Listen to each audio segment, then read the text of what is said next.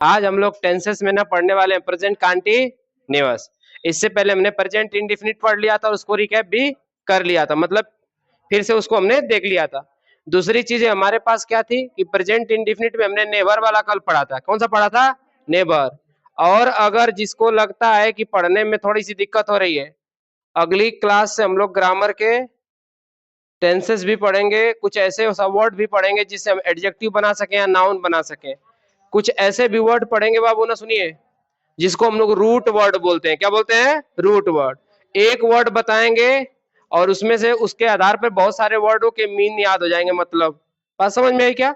तो per day ऐसे 10 word बताए जाएंगे ना, जब जब इंग्लिश ग्रामर की होगी। ठीक है, अगली बार से समझ में आई बात है। रूट वर्ड सिखाना मेरी मजबूरी नहीं बल्कि मेरी चाहत है कि आप लोग धीरे धीरे अंग्रेजी में थोड़े से मजबूत हो जाएं। समझ में आई बात है। रूट वर्ड का क्या मतलब होता है? जैसे किसी में लॉजी लगाओ, क्या लगाओ? लॉजी, या लोजिया लगाओ। समझ में आई बात है। जैसे नहीं नहीं, वो लॉजी नहीं, टेक्नोलॉजिया कुछ शब्द नहीं होता है ना। जैसे लोजिया लगाओ, ऐसा शब्द लगे हो तो जैसे मान लीजिए कि आपके पास कोई बीमारी हो गई, हाइड्रोफोबिया है ना, एरोफोबिया, या लग रहा है ना, मतलब जिसके अंदर में जिया शब्द आए ना, वैसे शब्द ज्यादातर बीमारी से रिलेटेड होते हैं। तो इस तरह के ना रूट वर्ड आप लोगों को बताए जाएंगे कि उसमें कुछ कॉमन वर्ड बता दिया जाएगा जिससे आप समझ जाएंगे कि इसका अर्थ क्या होता है। क्योंकि मीनिंग याद करना बहुत कठिन है कि नहीं है? एक एक मीनिंग कितना बार याद करेंगे? तो रूट वर्ड बताएंगे, एक मीनिंग लर्न करेंगे, उसके जैसी अगली मीनिंग आई उसका अर्थ समझ लेंगे हम।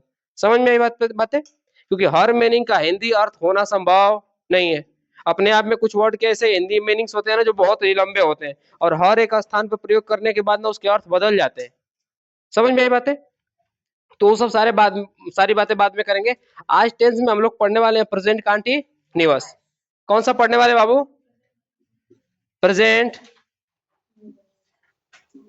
कॉन्टिन्यूअस।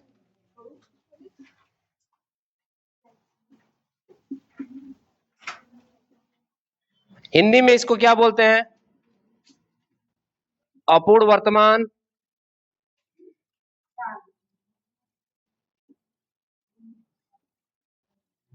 ठीक ना, अपूर्ण वर्तमान काल।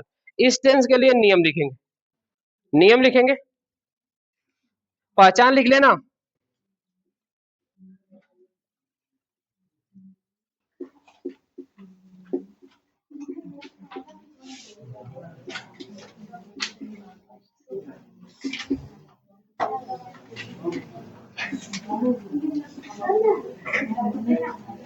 जिन हिंदी वाक्य के अंत में, जिन हिंदी वाक्य के क्रिया के अंत में लिखते हैं ना,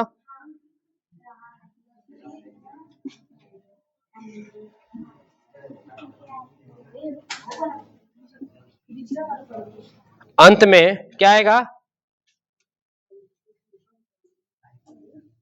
रहा है, रही है, और क्या आएगा बाबू? रहे हैं। ठीक ना। अर्थात ऐसे वाक्य ना जो वर्तमान समय में किया जाए, प्रेजेंट टाइम में किया जाए, पर कंटिन्यूअस चलता रहे। कंटिन्यूअस क्या हो? खत्म होने का बोध न हो, खत्म होने का बोध न हो। बात समझ में आई? शुरू हो गया है तो चलता रहे। जैसे राम दौड़ रहा है, मोहन खाना खा रहा है, क्या खत्म हो गया? खा लिया? नहीं, खा रहा है। दौड़ रहा है? दौड़ चुका है? नहीं, दौड़ रहा है, चल रहा है। मतलब काम कंटिन्यूअसली चला रहा है, उसी कंटिन्यूअसली से बना कंटिन्यूअस।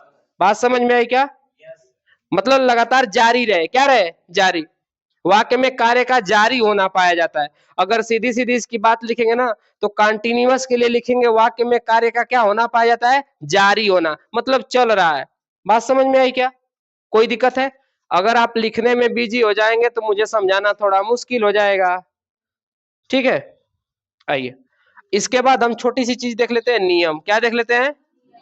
नियम सबका आपको लोग बना सकते हैं खुद। शिवम बेटा बना सकते हैं कि नहीं? बना सकते हैं ना। सबसे पहला चीज, अगर नियम हम पढ़े पॉजिटिव सेंटेंस का, किसका पढ़े? Positive sentence.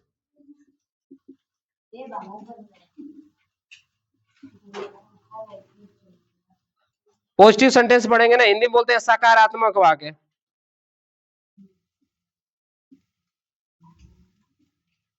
कोई दिक्कत है मेरे बच्चों यहां पर? नहीं। अगर इसके नियम की बात करें तो सबसे पहले हम क्या लिखेंगे, सब्जेक्ट। क्या लिखेंगे? उसके बाद हम लिखेंगे हेल्पिंग वर्ब। क्या लिखेंगे बाबू? हेल्पिंग वर्ब को ऑक्सिलरी वर्ब भी बोल सकते हैं, लेकिन एक बात याद रखिएगा, मेन वर्ब और ऑक्सिलरी वर्ब, मेन वर्ब और ऑक्सिलरी वर्ब दोनों वर्ब ही कहलाते हैं। बात समझ में आई क्या? इज एम आर भी वर्ब कहलाता है, और एक क्रिया जो मेन वर्ब के रूप में कार्य करती है, जिसके द्वारा किसी कार्य का बोध होना पाया जाए, जैसे करना, नहाना, पीना, उठना, बैठना, मारना, काटना, ठीक ना? ये सब सारी चीजें कैसे हैं? मेन वर्ब, जिसके द्वारा कार्य का होना पाया जाए। पर इसके साथ साथ कुछ ऑक्सिलरी वर्ब हैं, जैसे यहाँ पे हम लिखेंगे क्या चीज, is am, is am, is, am और आर। इसके साथ साथ हमारे पास मेरे बच्चों मेन वर्ब आ जाएगा। क्या आ जाएगा? मेन वर्ब में क्या जोड़ देंगे, आई एन, मतलब कौन सा फॉर्म है, कौन सा फॉर्म है बाबू, फोर्थ। क्रिया का कौथा फॉर्म है, चौथा। कौथा फॉर्म है, चौथा। उसके बाद इसके बाद क्या जोड़ देंगे, ऑब्जेक्ट, उसके साथ अदर वर्ड, और उसके बाद हम क्या जोड़ देंगे, फुल स्टॉप। यह हमारे पास एक छोटा सा रूल है जिसे हम याद रख लेंगे, ठीक ना? अगर जिसको लगता है कठिन है तो इसी पर कॉपी पेस्ट कर देंगे सारे वाक्य में दिए गए वर्ड्स को, और हो जाएगा हमारा काम खत्म। और नहीं तो आप खुद इसको बना सकते हैं, मुझे बनाने की कोई जरूरत नहीं। इसके लिए एक छोटा सा नोट लिख लेंगे। क्या लिख लेंगे, नोट। नोट क्या लिखेंगे, एक वचन करता प्रेजेंट कंटिन्यूअस टेंस में, प्रेजेंट कंटिन्यूअस टेंस में एक वचन कर्ता के साथ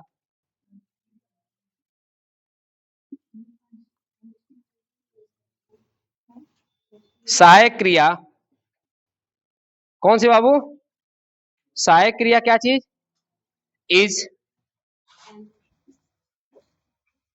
बहुवचन कर्ता के साथ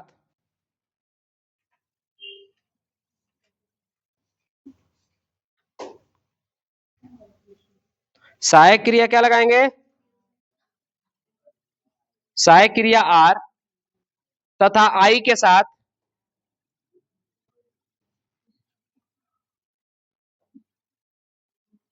आई के साथ किसका प्रयोग करेंगे, एम का प्रयोग।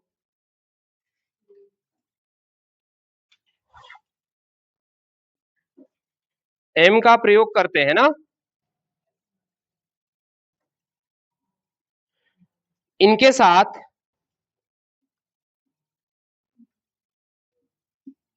मुख्य क्रिया में क्या जोड़ देते हैं, आई एन जी। क्या जोड़ देते बाबू,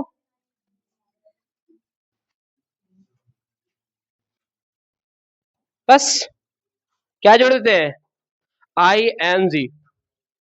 एक हमको बात बताइए मेरे बच्चों, आप अगर रन में, दोबारा हम चेतावनी नहीं देंगे, खड़े हो जाइए, खड़े हो जाइए। तो हमारे पास एक वर्ब है रन, क्या है, रन को अगर हम फोर्थ फॉर्म में कंप्लीट करें तो आ जाएगा R U double N I N जी।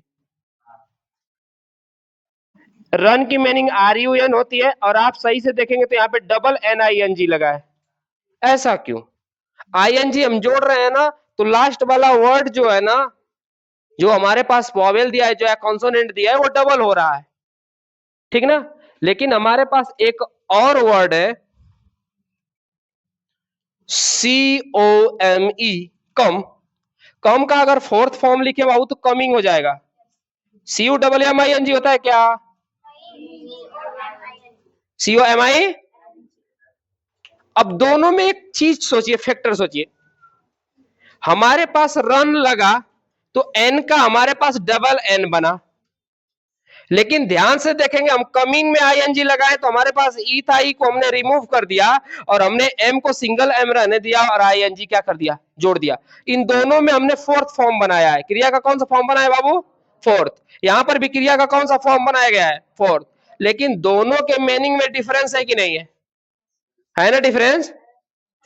अब इसके लिए तो हमें लिखना पड़ेगा कि एक्चुअल में आईएनजी बनाते समय मेरे बच्चों कब डबल एन आएगा, कब डबल वर्ड आएगा, कब सिंगल वर्ड। बात समझ में आई क्या? तो इसको नोट करिए, इन दोनों के लिए हम ये इंपॉर्टेंट है, ये हमारे पास क्या है, बात समझ में आई, IMP। तो इसके बारे में हम बात करेंगे ना, पढ़ाते पढ़ाते वक्त इसके बारे में हम बीच में बात कर लेंगे, परेशान होना नहीं है।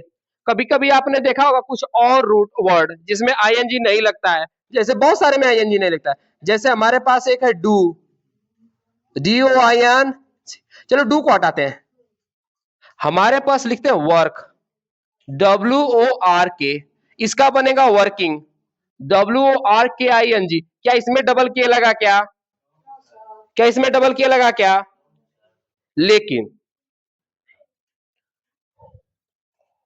और कोई वर्ड है, चलो दिखते हैं ना।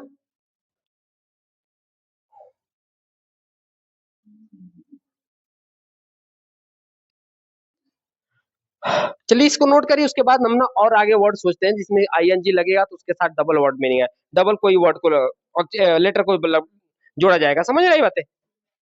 नोट कर, इस बात को याद रखिएगा ना, सर जी बीच में बता दीजिएगा हमको कि सर जी कब डबल आ रहा है कब सिंगल, समझ में आई बातें, सिंपल सी बात है, नोट करिए।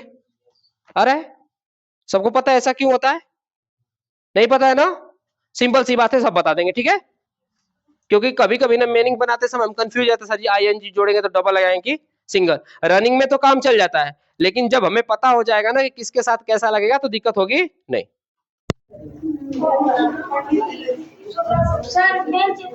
बाबा शुक्रवार को नाखून काटा जाता है, बेटा शांत रहिए, यहाँ पे बेटा सुनिए, यहाँ पे लिखते समय थोड़ा सा करेक्शन कर दीजिए, एक वचन कर्ता लिखेगा ना, सिंगुलर नंबर लिखेगा यहाँ पे, सिंगुलर और नंबर के साथ ना,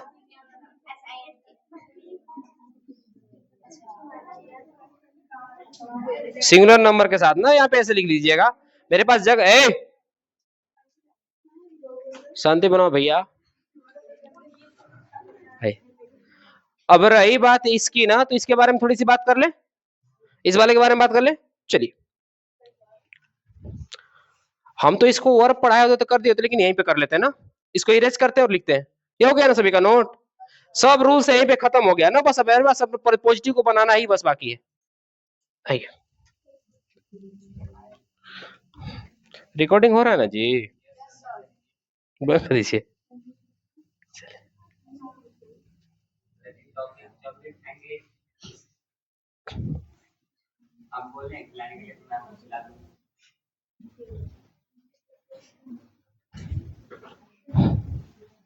चलिए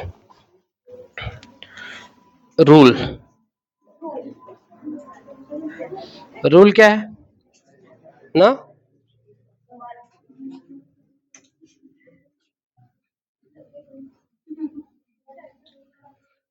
मेन वर्ब में मेन वर्ब को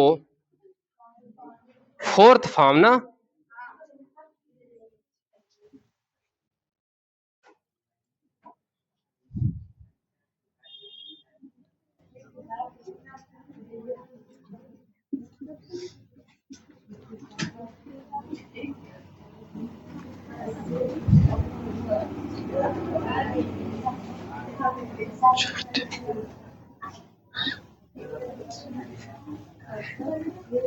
लिखिए बाबू, मेन वर्ब को फोर्थ फॉर्म या अंत में आईएनजी जोड़ते समय,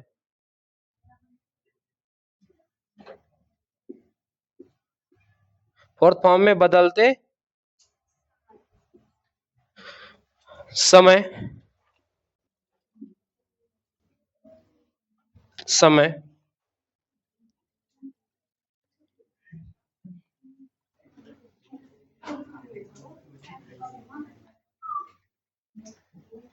समय उसके वर्ड में, उसके वर्ड के आखिरी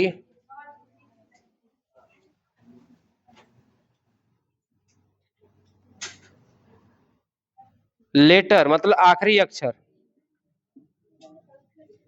जो एक व्यंजन हो। व्यंजन मतलब क्या होता है बाबू? कॉन्सोनेंट हो और उसके ठीक पहले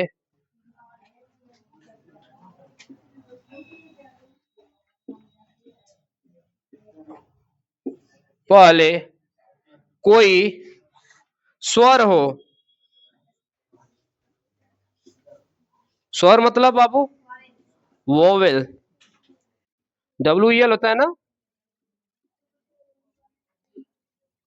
BOWEL। चलिए, हो तो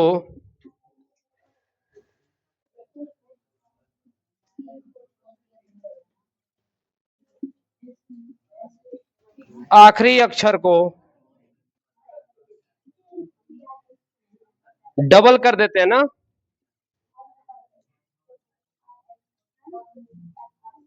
डबल कर देते।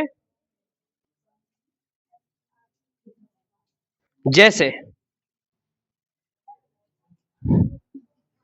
जैसे हमारे पास है मेरे बच्चों, एक मीनिंग देख लीजिए, रन। क्या है बाबू? रन में हमारा आखिरी अक्षर क्या है बाबू? कॉन्सोनेंट। और कॉन्सोनेंट से ठीक पहले क्या है बाबू? वॉवेल। तो इसमें आईएनजी अर्थात आईएनजी जोड़ते समय क्या कर देंगे? आखिरी अक्षर को क्या कर देंगे? डबल। आखिरी अक्षर को क्या कर देंगे बाबू? डबल। देखिए, रन का मीनिंग रन है और इसमें फिर से एन लगाकर आईएनजी हमने लगाया है ना। कोई दिक्कत है क्या? और सारे वर्ड हो सकते हैं, सोचिए। और सारे वर्ड हो सकते हैं, सोचिए। ठीक है, चलिए, बेट या BET लिखिए,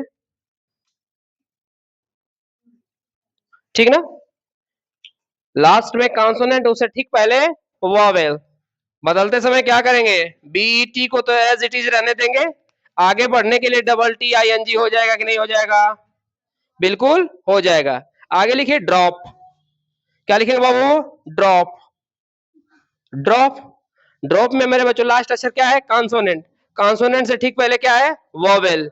तो मेरे बच्चों इसको ड्रॉपिंग मतलब आईएनजी जोड़ते समय पी को क्या कर देंगे? डबल। क्या बन जाएगा? ड्रॉपिंग।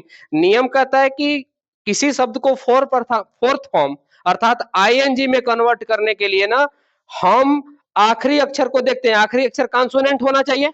आखिरी अक्षर क्या होना चाहिए? कॉन्सोनेंट। और कॉन्सोनेंट से ठीक पहले वॉवेल होना चाहिए। क्या होना चाहिए? वॉवेल। तो आखिरी अक्षर को हम डबल कर देते हैं। क्या कर देते हैं? डबल। जैसे हमने क्या किया, रन में रनिंग कर दिया तो डबल एन कर दिया, बेट में क्या कर दिया? बेटिंग कर दिया। और उसी तरह ड्रॉप में क्या कर देंगे? ड्रॉपिंग। और पी को क्या कर देंगे बाबू? DROP। और उसके बाद डबल PIANG। और सारे वर्ड हो सकते हैं, जैसे पुटिंग, शूटिंग ना, हीटिंग, ये सब सारे वर्ड भी हो सकते हैं। समझ में आई बात है? कोई दिक्कत है क्या? अच्छा बताओ, एक और वर्ड है प्लक, PLUCK। क्या इसमें के डबल बनेगा कि सिंगल? इसको आईएनजी जोड़ते समय क्या डबल के करेंगे या सिंगल के रख देंगे? क्योंकि हमने कहा कि लास्ट में हमारे पास क्या है? कॉन्सोनेंट। क्या है? और कॉन्सोनेंट से ठीक पहले भी क्या है? कॉन्सोनेंट। कॉन्सोनेंट से ठीक पहले वॉवेल होता तो हम के को डबल कर लेते, लेकिन वॉवेल है क्या? नहीं। कॉन्सोनेंट से ठीक पहले भी क्या है? कॉन्सोनेंट। इसलिए सिर्फ इसमें क्या जोड़ेंगे? IN। कोई दिक्कत है क्या?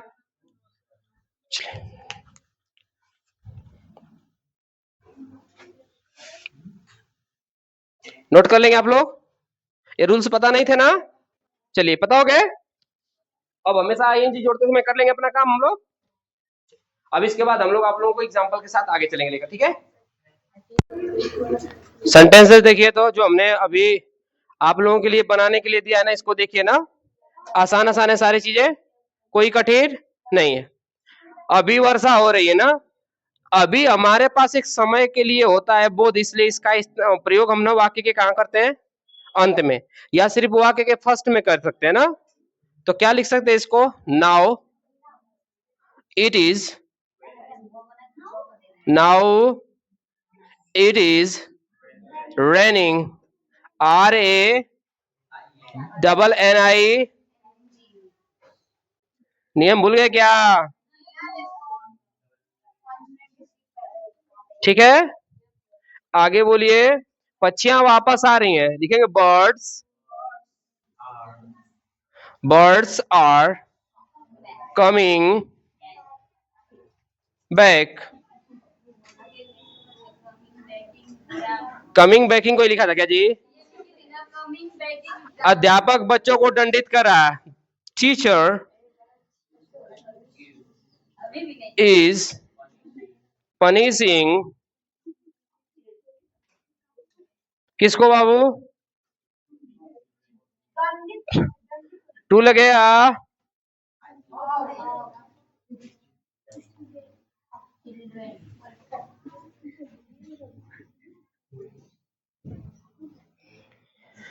सवेरा हो रहा है ना? It is arising, ARISING।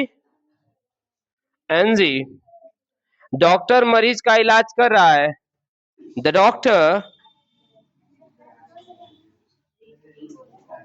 ट्रीटमेंटिंग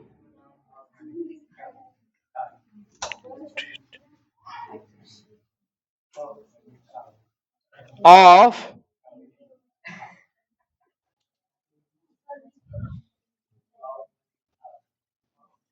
कोई दिक्कत है क्या यहां तक? कोई दिक्कत है क्या यहां तक? हाँ, राइज रहता है वो दिखाते हैं बोलो तो। और राइज माने उगना होता है, अराइज माने उठना, ये सब सारी चीजें हैं। अच्छा, TEAR TEACH।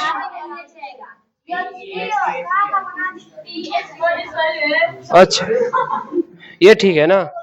टीचर की मीनिंग है, ठीक है ना? TH हो गया था ना, थीटर हो गया था, टीचर हो गया, समझ में? ये सारे हमने जो अभी बताया था ना वो सब कुछ है ना प्रेजेंट कंटीन्यूअस, अपूर्ण वर्तमान काल। इसमें हमने पॉजिटिव सेंटेंस पढ़ लिए थे और उसके नियम भी समझ लिए थे, पहचान भी समझ लिए थे। पहचान हमारे पास क्या था? जिन हिंदी वाक्य की क्रिया के अंत में रहा है, रही है आदि शब्द आए उसे कहते हैं प्रेजेंट कंटीन्यूअस टेंस। क्या कहते हैं? Present continuous tense. दूसरी बात हमारे पास ये आता है कि मेरे बच्चों इसमें हम helping verb is am are का प्रयोग करते हैं। किसका प्रयोग करते हैं? किसका प्रयोग करते हैं? एक वचनकर्ता के साथ इज, बहुवचनकर्ता के साथ हेल्पिंग वर्ब आर, और आई के साथ किसका प्रयोग करते हैं? एम का। आई के साथ किसका प्रयोग करते हैं? कोई दिक्कत है यहाँ पे? और यहाँ पे वर्ब का कौन सा फॉर्म लिखते हैं? फोर्थ। फोर्थ का मतलब क्रिया में क्या जोड़ देते हैं? ING। IN, जैसे कुक का बन गया कुकिंग, रन का बन गया रनिंग, गो का बन गया गोइंग, प्ले का बन गया प्लेइंग। बात समझ में आई क्या? इतनी सारी चीजों के लिए हमारे पास पॉजिटिव हो गया था। क्या हो गया था? पॉजिटिव। पॉजिटिव का मतलब सकारात्मक वाक्य। सकारात्मक वाक्य में हमने नियम क्या पढ़े थे? सबसे पहले क्या लिखना है? सब्जेक्ट। क्या लिखना है? सब्जेक्ट। उसके बाद helping verb is am are, is am. उसके बाद मेन वर्ब में I N G, main verb में आई एन। उसके बाद ऑब्जेक्ट, उसके बाद अदर, उसके बाद फुल स्टॉप। बात इतना ही था ना? और कल हमने कुछ एग्जाम्पल भी देख लिए थे। आज हमको पढ़ना है निगेटिव और इंटरोगेटिव। बस बात खत्म। आइए देखते हैं। सबसे पहले हम लोग देखेंगे इसमें अपूर्ण वर्तमान काल।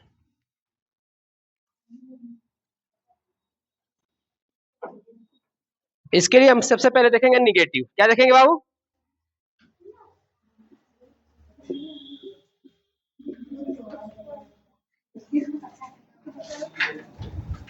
निगेटिव मतलब होता है नकारात्मक वाक्य ना।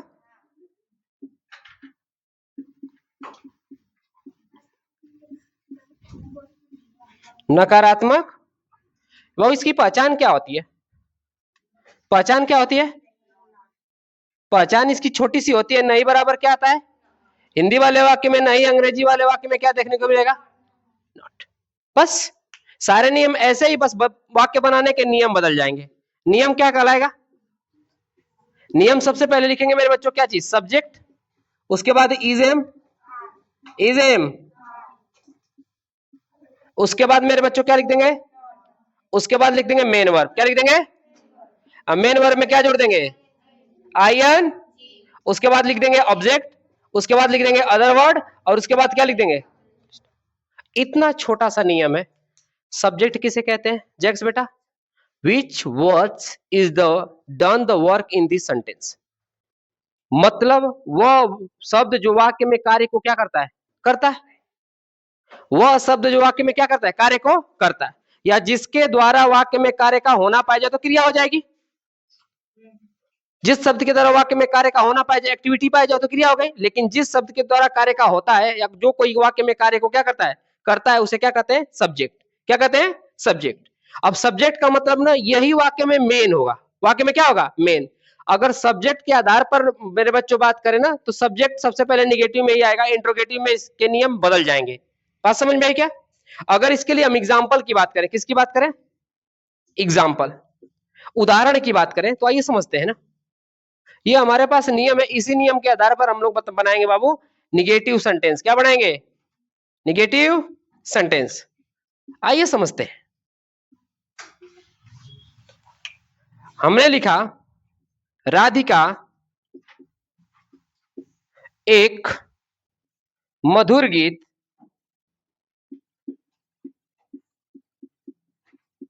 नहीं गा रही है, नहीं गा रही है। कोई दिक्कत है क्या? वाक्य की पहचान क्या हो गई, वाक्य में रहा है, रही है, अर्थात क्या हो गया, प्रेजेंट कंटीन्यूअस टेंस। सबसे पहले हमें क्या लिखना है, सब्जेक्ट। सब्जेक्ट कौन है बताइए बाबू, राधिका। सब्जेक्ट कौन है, राधिका। कोई दिक्कत है क्या? अब उसके बाद, इसके बाद सीधे सीधे हेल्पिंग वर्ब लिखने हैं। हेल्पिंग वर्ब क्या लिखना है, इज, एम और आर। अच्छा, इज एम आर लिखेंगे, राधिका एक वचन है इसलिए क्या लिखेंगे, और इसके तुरंत बाद क्या लगा देंगे। अच्छा, गीत गाना का क्या होता है, चाहे गाना गाना चाहे गीत गाना। गीत गाना का होता है सिंग, SING, और उसमें क्या जोड़ देना, IN, तो सिंगिंग हो गया। अब क्या गीत करे, एक मधुर ना, सिंगिंग ए स्वीट, और क्या चाहिए बाबू, सॉन्ग। कोई दिक्कत है क्या? अच्छा एक बात बताइए, किसी के द्वारा एक से अधिक गीत गाया जा सकता है एक बार में? इम्पॉसिबल।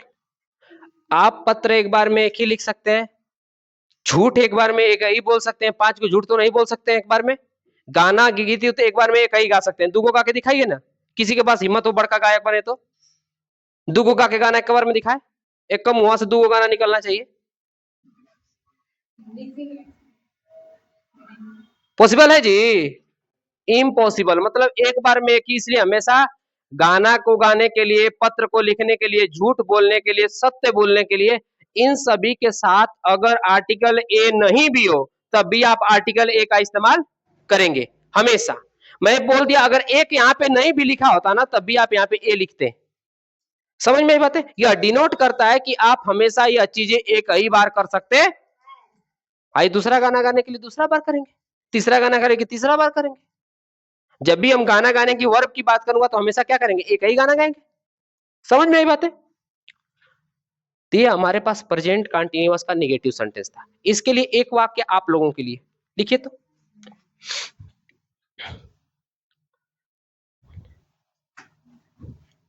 पुजारी मंदिर में,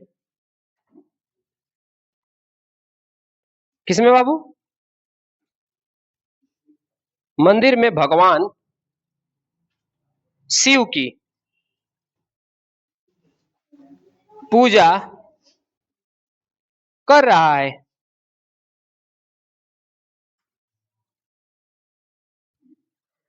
पुजारी मंदिर में भगवान शिव की पूजा ना, किसकी बाबू, शिव की पूजा कर रहा है। कोई दिक्कत है क्या? अच्छा नहीं लिखे, शिव की पूजा नहीं कर रहा है, लिख लीजिए।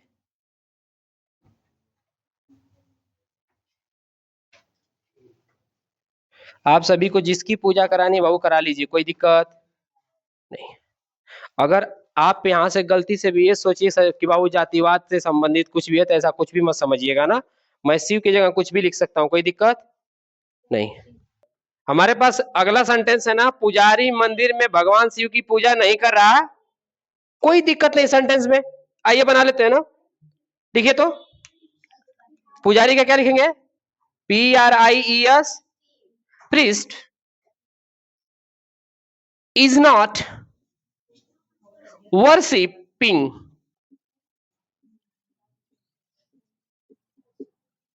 in the temple, worshipping of Lord Shiva in the temple of the Lord Shiva in the, अरे नॉट तो भूलिएगा, इसमें है क्या? In the temple, TEMPLE। ठीक है जैक्स, मीनिंग सबसे छोटा वाक्य था ना, क्या था? Priest is not worshipping of Lord Shiva in the temple. ठीक ना? पुजारी भगवान शिव की मंदिर में भगवान शिव की पूजा नहीं कर रहा है। हो गया? आइए चलते हैं निगेटिव की तरफ। किसकी तरफ? निगेटिव। यह हमारे अच्छा निगेटिव हो गया। आइए चलते हैं इंटरोगेटिव की तरफ। अच्छा समझिए, इंट्रोगेटिव कहते हैं किसे? छोटी सी बात है, इंट्रोगेटिव किसे कहते हैं? इंटरोगेटिव किसे कहते हैं बाबू जैक्स? जिन शब्दों में जिन वाक्यों के द्वारा किसी प्रश्न का पूछा जाना या पूछने का बोध हो, है ना? जिन वाक्यों के द्वारा किसी का प्रश्न पूछने, कोई भी प्रश्न पूछने का बोध हो, जैसे तुम क्या कर रहे हो, राम कहाँ जा रहा है, पिताजी क्या खा रहे हैं, ऐसे में सिर्फ प्रश्न पूछा जा रहा है, ऐसे वाक्य क्या कहलाते हैं? इंटरोगेटिव। इंटरोगेटिव को हिंदी में कहते हैं प्रश्नवाचक वाक्य। क्या कहते हैं? प्रश्नवाचक वाक्य। तो आइए चलते हैं इंटरोगेटिव की तरफ।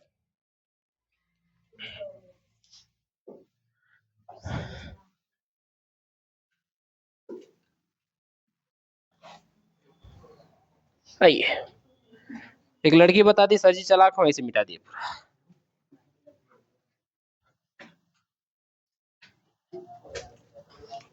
चलिए मेरे बच्चों,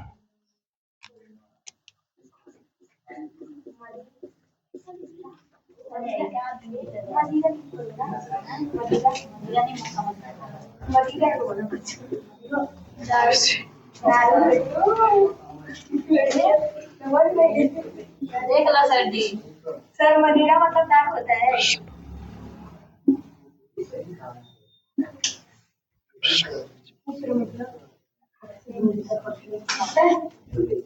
आइए प्रश्नवाचक वाक्य की तरफ चलते हैं ना। लिखेंगे पहचान।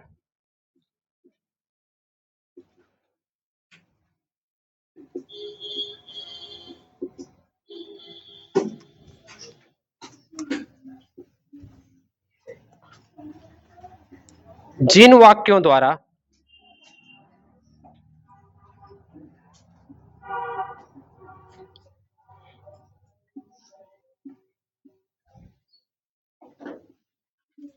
प्रश्न पूछने का भाव स्पष्ट हो। ठीक ना? जिन वाक्यों द्वारा प्रश्न पूछने का भाव स्पष्ट हो।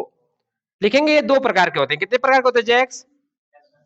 ये दो प्रकार के होते हैं।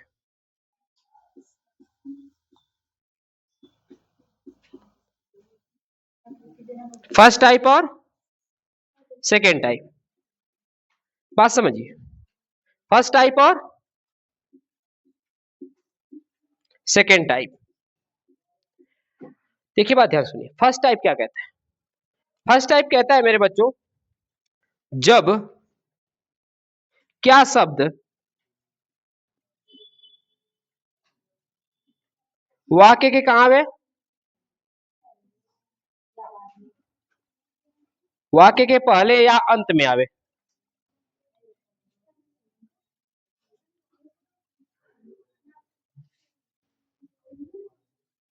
ठीक ना? ये बेटा लो सुनिए, Chhotu don't talk to each other बेटा, आपस में मत बतियाइए, मेरी बात ध्यान पूर्वक सुनिए। जब क्या शब्द, किस शब्द के बारे में बात कर रहे हैं? क्या। किसके बारे में बात कर रहे हैं? क्या। वैसे तो क्वेश्चन वर्ड 14 प्रकार के होते हैं। कितने प्रकार के? कौन कौन से? What, where, when, why, who, whose, whom, which, how, how many, how much, how far, how often, how long. बात समझ में आई क्या? कितने प्रकार होते हैं? 14। 14 गो क्वेश्चन वर्ड में से एक गो क्वेश्चन वर्ड ऐसा होता है ना जिसके लगाने से सिर्फ और सिर्फ आपका जवाब यस या नो में आएगा। जैसे कौन सा शब्द जैक्स बेटा? मैंने सीधे सीधे किसी भी बच्चे से पूछा ना, तुम क्या तुम जाते हो या क्या तुम बाजार जाते हो, तो सिर्फ सिर्फ बोलेगा हाँ या ना। इतने में ही उसका आंसर पूरा हो जाएगा। इसके सिवा और उसे कुछ कहने की जरूरत पड़ेगी क्या? माता जी सोती हैं क्या, आप सिर्फ बोलोगे हाँ या। आपको डिटेल में पूछा मैंने कुछ भी, आपको डिटेल में आंसर देने की जरूरत है क्या? आप आंसर किस में दे रहे हो? एस या नो में। किस में आंसर दे रहे हो? एस या नो में। एक बात बताइए, जब आप इसका आंसर यस या नो में दे सकते हैं तो इसे दूसरे तरह से हम यस या नो सेंटेंस भी कह सकते हैं। यस या नो सेंटेंस क्या कह सकते हैं बाबू? एस या नो सेंटेंस।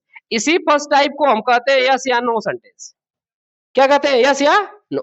क्योंकि आपसे जब ऐसे प्रश्नवाचक वाक्य जो क्या शब्द को पहले रखकर या क्या शब्द को अंत में रखकर पूछा जाए तो आपका आंसर डिटेल में न आकर सिर्फ किस में आएगा? यस या नो में। ठीक ना? जैसे मैं उजाला से पूछ दिया, क्या आप स्कूल जाती हो रोज? नो सर, यस सर, दोनों में जवाब दे रही है। तुम्हारा क्या नाम है? बीच में आ रहा है बेटा, बीच में आ रहा है। तुम्हारा वह क्या है? बीच में आ रहा है बेटा। मैंने कहा कि वाक्य के अंत में हो या वाक्य को कहा हो पहले।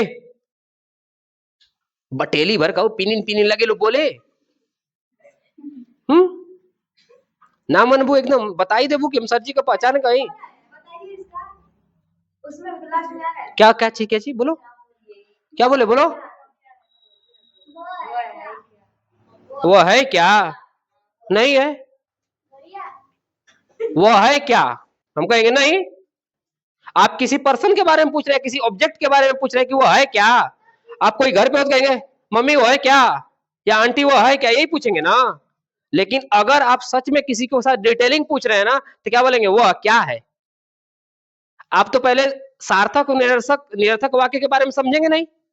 सार्थक मतलब क्या होता है? ऐसे वाक्य जिसका सही सही अर्थ निकले। और निरर्थक शब्द का क्या मतलब होता है? जिसका सही सही अर्थ निकले ना।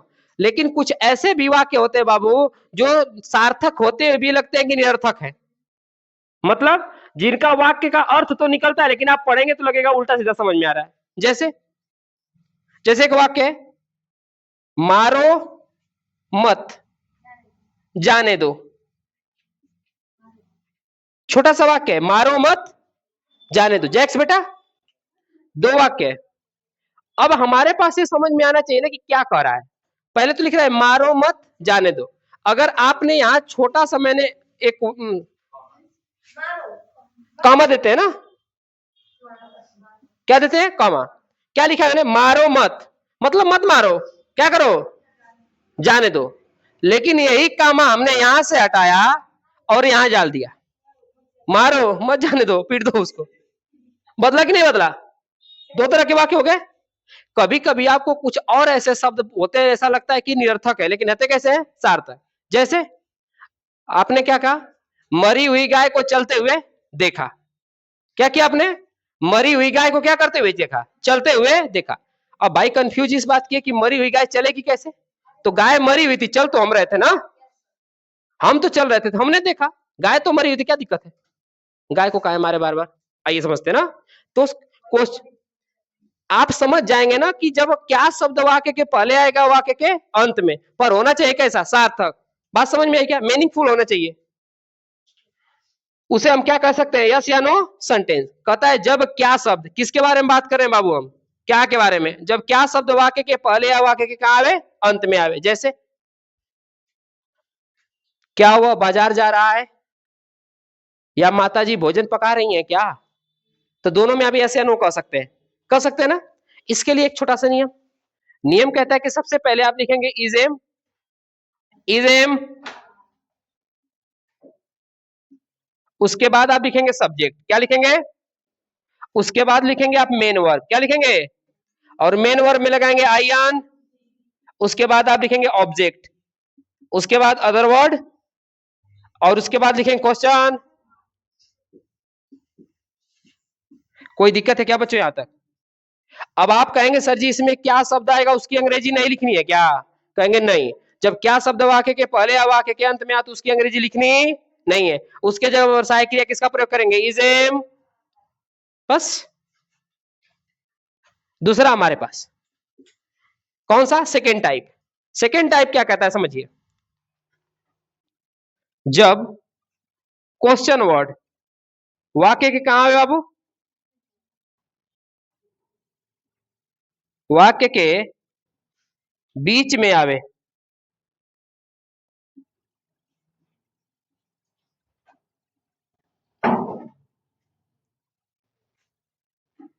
वाक्य के कहां आवे, बीच में। जैसे जैसे हमने कहा वह क्या कर रहा है, बीच में आया ना। अच्छा मैं अगर किसी से पूछ लिया वह क्या कर रहा है या तुम्हारा भाई क्या कर रहा है, तो आप कहोगे यस, कहेंगे जी यस, नहीं ना कहेंगे यस। मैंने कहा तुम कहां जा रहे हो, कहोगे यस, या फिर बोल दोगे नो, कहेगा पगला भगवा के, नहीं कह देगा जी, कह देगा तुम कितने बजे उठते हो, है ना, तो कह दोगे नो, कहेगा नहीं, ये तो बसवा चेंज हो गया इसका। मतलब जब आपको ऐसे प्रश्न पूछे जाएं कि जब क्वेश्चन वर्ड कहां उपस्थित हो, वाक्य के बीच में, तब आप उसका जवाब डिटेल में दोगे। जैसे तुम कहाँ रहते हो, तो आप बता दो कि मैं चकिया रहता हूँ या गोपालपुर चकिया रहता हूँ, जहां भी रहता हूँ ना, डिटेल में आंसर दे दोगे कि नहीं दे दोगे, दे दोगे बिल्कुल, कोई दिक्कत है क्या? तो कभी कभी कुछ ऐसे वाक्य होते हैं जिनका प्रश्नवाचक शब्द कहाँ है, वाक्य के बीच में, तब आपको उसका आंसर किसमें देना होता है, डिटेल में। इसलिए सेकेंड टाइप का नाम सेकेंड टाइप से बदलकर एक और सेंटेंस हो जाता है जिसे कहते हैं आंसर सेंटेंस, आंसर।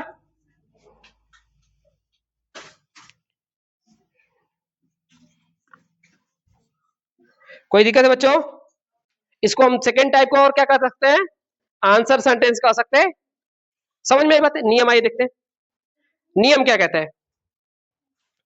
नियम कहता है सबसे पहले हम लिखेंगे क्वेश्चन वर्ड की अंग्रेजी, किसकी अंग्रेजी लिखेंगे, क्वेश्चन वर्ड। उसके बाद is am, is am are, उसके बाद लिखेंगे सब्जेक्ट, उसके बाद लिखेंगे मेन वर्ब, और मेन वर्ब में क्या लिख देंगे, आई एन, उसके बाद ऑब्जेक्ट लिखेंगे, उसके बाद अदर वर्ड लिखेंगे, उसके बाद क्वेश्चन मार्क, बस।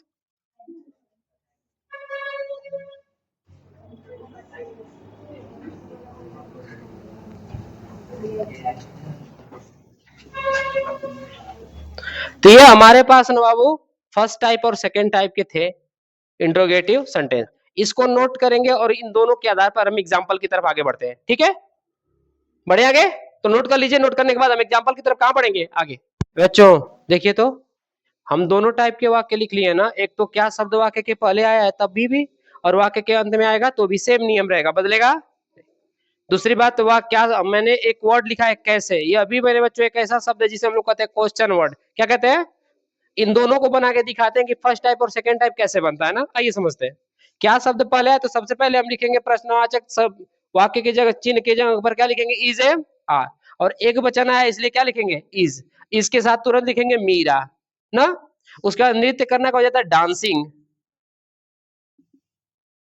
ठीक ना, बस, इज मीरा डांसिंग। दूसरा, मैं बच्चों को अंग्रेजी कैसे पढ़ा रहा हूं, कैसे की अंग्रेजी क्या होती है, क्योंकि वाक्य क्वेश्चन वर्ड बीच में आ गया तो बन गया सेकेंड टाइप, क्या बन गया, second. How are I, how am I, how am I, पढ़ाना का क्या होता है, टीच, और टीच में लग जाएगा आई एन जी, किसको बाबू, टीचिंग इंग्लिश ना, ऑफ चिल्ड्रेन,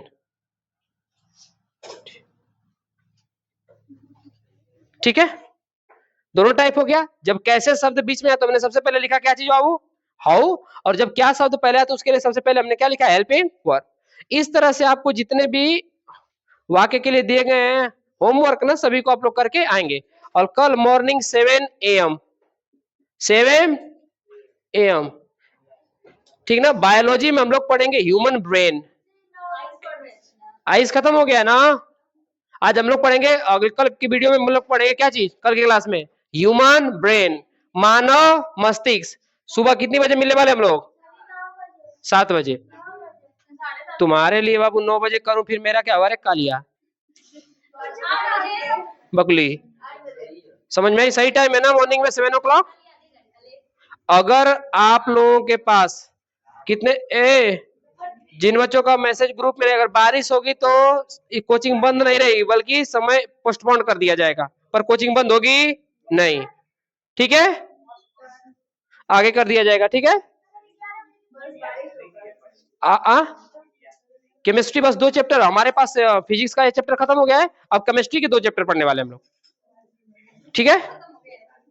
केमिस्ट्री के 2 चैप्टर पढ़ने वाले हैं। दूसरी चीज, हम कल पूछेंगे आप लोगों को एएम और पीएम का फुल फॉर्म। एएम, इसका एएम का फुल फॉर्म और इसके साथ एक पीएम आता है,